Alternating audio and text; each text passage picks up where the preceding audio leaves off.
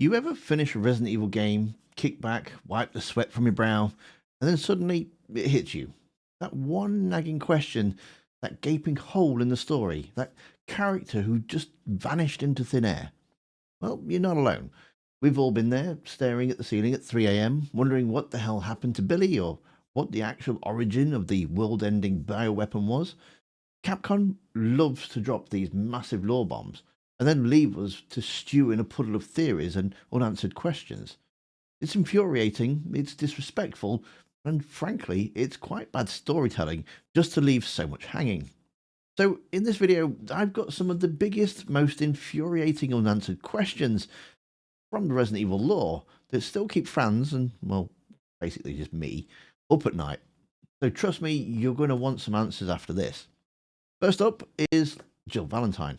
And no, before anybody jumps in, yes, I know she did appear in Resident Evil Death Island, but that almost makes the problem worse. You see, after Resident Evil 5, after being brainwashed by Wesker and then rescued by Chris, and Jill basically just disappears from the main timeline. Chris is out there punching boulders and leading entire anti-bioterror squads. Leon is still getting dragged into government messes, and Jill, well, she's just absent. For years, all we got was a throwaway file note in Revelations 2, vaguely mentioning that she was in rehab after Resident Evil 5 and hoping to return to duty. One of the most experienced operatives in the franchise, who survived mind control, experimentation, and Wesker at his worst, a single file. That's it. And yes, Jill does finally reappear in Resident Evil Death Island, but even that comes with its own weird problem. See, when she shows up, she looks exactly like the remake Resident Evil 3 Jill. Same haircut, same outfit energy, same overall presentation.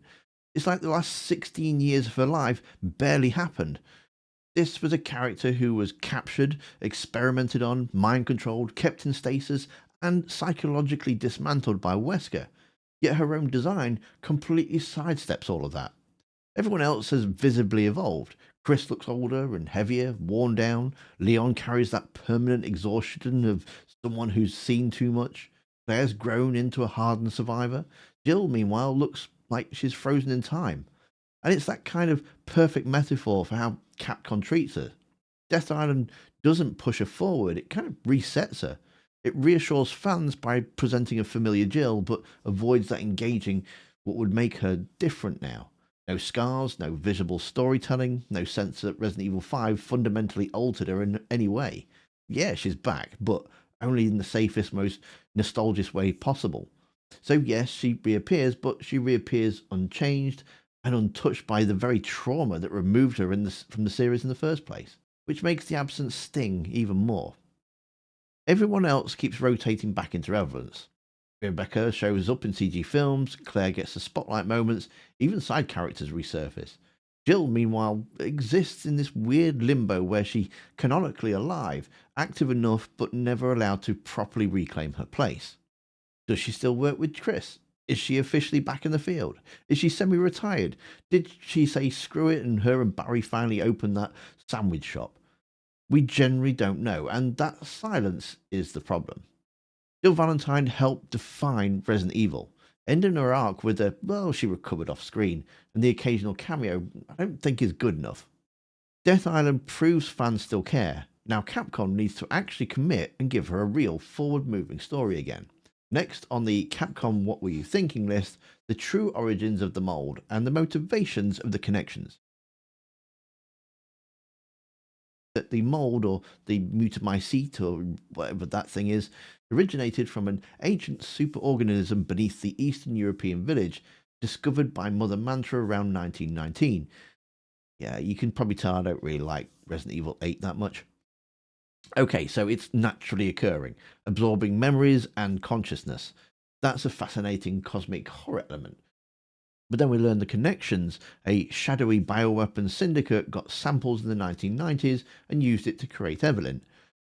So what exactly is the connections? How did they find this ancient mold? What was their ultimate goal behind make more bioweapons and then sell them? They feel like a convenient plot device, a nucleus of evil behind the scenes without much more concrete explanation. They provided Lucas Baker with the serum that could control the E-type subjects, essentially allowing him to monitor Evelyn for them. Why? Well, what was their long term game here? The mold itself is super interesting. It's a fungus that can grant extreme healing, alter physiology, and even store consciousness.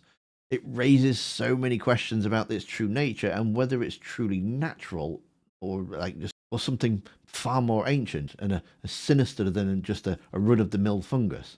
Is it sentient on its own, beyond Mother Mantra's influence? Are there other mold clones out there? We've got some answers in Village about Mother Mantra's role, but the connections feel like a black box, a convenient villainous void without a clear face or endgame. Like they introduced a new type of horror, then forgot that the puppet master had a meaningful backstory. Then there's Jake Muller, Albert Wesker's son, introduced in Resident Evil 6 as a mercenary whose blood held the cure for the C virus. This kid has super strength, super healing, and literally the blood of the series' most iconic villain flowing through him, granting him immunity to the most viral infections. You'd think that would make him a pretty big deal. A character with a direct lineage to Wesker, a walking bioweapon cure, and a morally ambiguous mercenary who learns to do good with Sherry Birkin. That's ripe for future storylines, right? Nope. After Resident Evil 6, he just disappears. The ending implies he continues his mercenary work, perhaps with a newfound moral compass, taking payment in apples, but his connection to Wesker is made confidential by Sherry's bosses. Secret identity for a dude whose blood is the cure? In a world teeming with bioweapons, terrorists, and shady organizations, you're telling me that nobody is trying to find the last known relative of Albert Wesker? The guy who almost ended the world? Ouroboros will be released into the atmosphere, ensuring complete global saturation. No one wants his super blood? Feels like a massive wasted opportunity.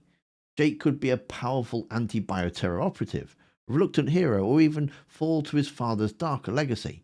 But Capcom just hit the snooze button on his entire character arc. I mean, it's a shame because his story had serious potential to explore the lasting impact of Wesker's actions and the idea of the inherited evil versus the chosen good. Instead, he's just out there somewhere, presumably, probably still accepting apples for saving villages. Come on, let's go. Our orders are to avoid contact with anyone. And let's not forget the enduring mystery of Blue Umbrella.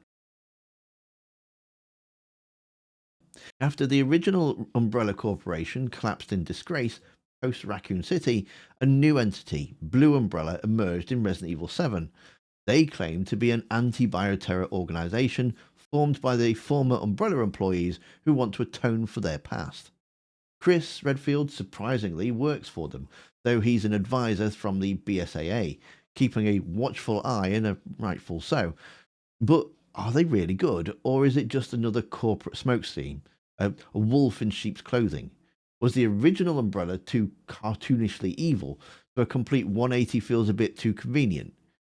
Some theories suggest that they're just a front designed to replace the BSAA or continue bioweapon research under a different guise. In Resident Evil 7, Blue Umbrella is involved in containing the mold outbreak, but their actions, particularly regarding Lucas Baker's data, still raise eyebrows. It's vague enough to leave us constantly questioning their true motives. Are they genuinely trying to clean up the mess, or are they just a smarter, shinier version of the old Umbrella, playing a long game? The series thrives on corporate espionage and hidden agendas, so to introduce a good Umbrella and then leave their true intentions so ambiguous feels like a perpetual tease. We need to know if we should be trusting the blue logo or if it's just a fresh coat of paint on the same old monstrous corporation. A dangling plot thread that could either provide genuine redemption or a terrifying new twist. Finally, there's the origins of the Las Plagas. We first encountered these mind-controlling parasites in Resident Evil 4, turning Spanish villagers into terrifying ganados. We learned that they are ancient, found in the amber deposits beneath the castle, sealed away centuries ago by the Salazar family. Osmond Salazar rediscovered them and used them for his cult, Los Illuminados. I'm butchering these names. Fair enough, but the true origin, some lore suggests that they are prehistoric, possibly even millions of years old, and might have a link to the progenitor virus or even the ancient Africa. There's speculation about them being extraterrestrial, which honestly isn't out of the realm of possibility with this series. While Resident Evil 4 gave us a solid on how they re-emerged, the why and where remains shrouded in a fascinating, unsettling mystery. Was it a natural evolution, a bioweapon from a forgotten civilization, an alien organism? The idea that these things predate humanity and just exist as a silent, ancient threat is genuinely unsettling. It opens up a whole new level of horror beyond the lab-created viruses. Leaving the ultimate genesis of something so fundamentally impactful to the world's bioweapon landscape vague is frankly brilliant and frustrating in equal measure. It forces us to imagine the horrors of what could have spawned such a thing. So there you have it, just a few of the many Resident Evil lore questions that still nag me, and I'm sure many of you. From the disappearance of the iconic heroes to the murky origins of world-ending plagues and the questionable motives of supposed allies, Capcom has left us with more loose threads than a zombie's tattered clothing. Will we ever get concrete answers, or are these just unwritten stories, the silent horrors that continue to haunt the periphery of the Resident Evil universe, waiting for a game that might never come? What do you think happened to Jill? What's the deal with Blue Umbrella? Let me know your craziest theories down in the comments. I'll be there probably still wondering about Jill's sandwich shop. And in the meantime, check out this video that's on screen now. Thanks for watching. Don't forget to hit that like button. I'll see you survivors next time.